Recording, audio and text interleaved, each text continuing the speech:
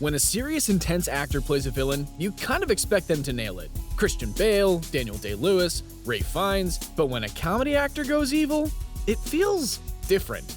More creepy, more dangerous. Here are 10 funny actors who absolutely nailed their villain roles. All right, I'll call it in. The late, great Robin Williams made his name with energetic, motor-mouth comedy performances like Good Morning Vietnam and Aladdin. Later, he'd move into more sentimental family fare like Patch Adams and adult dramas like Good Will Hunting. In all of these, he was basically a friendly character, lovable and warm, which made his turn as Walter Finch in Christopher Nolan's Insomnia especially chilling. Williams took those warm, endearing qualities that made audiences love him and turned them against us, portraying a man who remorselessly confesses to the murder of a young girl. Honorable mention for his super creepy performance and blonde dye job in 1 Hour Photo. Oh, yes.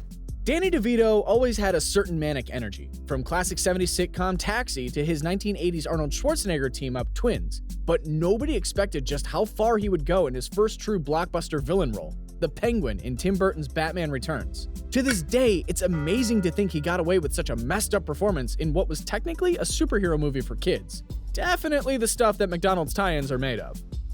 Among mainstream audiences, John Lithgow made his name in the wacky comedy Third Rock from the Sun, playing equally wacky alien Dick Solomon. But years later, he would play one of the scariest TV villains of the 21st century, the Trinity Killer in Dexter. Part of the creepiness of Lithgow's performance is its low-key nature.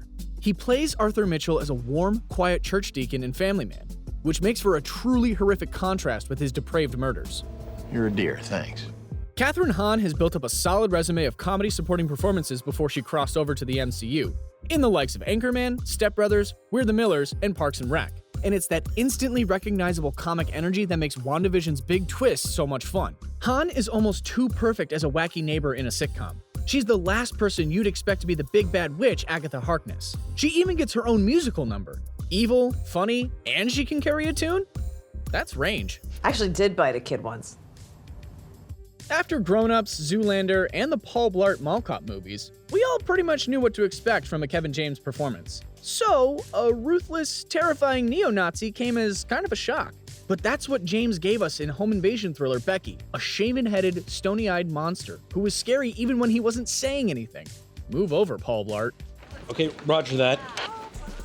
When Walter White began his journey in Breaking Bad, it wasn't hard to join the dots between this mild-mannered family man and Bryan Cranston's other famous family man, the wacky dad Hal in Malcolm in the Middle. It was a logical progression from a comedy dad to a more serious, sad sack dad.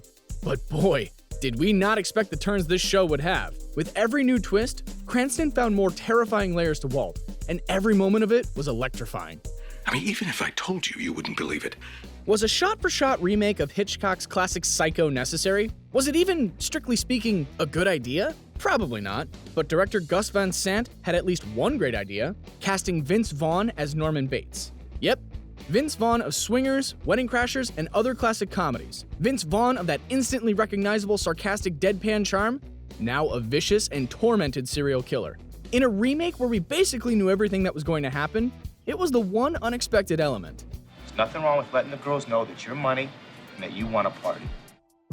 Before Foxcatcher, Steve Carell had established himself in wacky comedies like The 40-Year-Old Virgin and The Office, and comic dramas like Little Miss Sunshine. We knew he could be funny, we knew he could be kinda serious, we knew he could even be a bit intense. But his turn as real-life multimillionaire, wrestling enthusiast, and murderer John DuPont was a step beyond. Carell lets the character's darkness seep out subtly over the course of the movie. And by the time he's doing genuine evil, all thoughts of Michael Scott are long forgotten.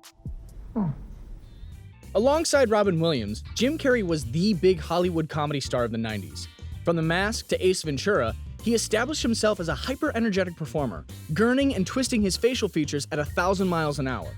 All that wild energy is there in his performance as Chip Douglas in The Cable Guy, only turned to more creepy and off-putting ends. And it really works. He terrorizes poor Matthew Broderick, but even when he's trying to do normal things, he still freaks you out. By 1989, Richard Pryor was one of the most iconic stand-up comics of all time, and he had won over mainstream audiences with goofy turns in the likes of Superman 3 and See No Evil, Hear No Evil. But his performance in Harlem Nights was different. Here, he played Sugar Ray, a charming nightclub owner and gangster. Outwardly a gentleman, he uses that charm to manipulate others and, if necessary, inflict brutal violence. It was a real shift for the comedian, but damn if it wasn't effective. So there we have it. But where is the next one coming from? Which hilarious comic performer is going to grace us with a terrifying bad guy role? If I was in charge of such things, I'd be casting Tim Robinson from I Think You Should Leave. Don't tell me that guy hasn't got a seriously creepy villain performance in him. What have they done to us? What did they do to us?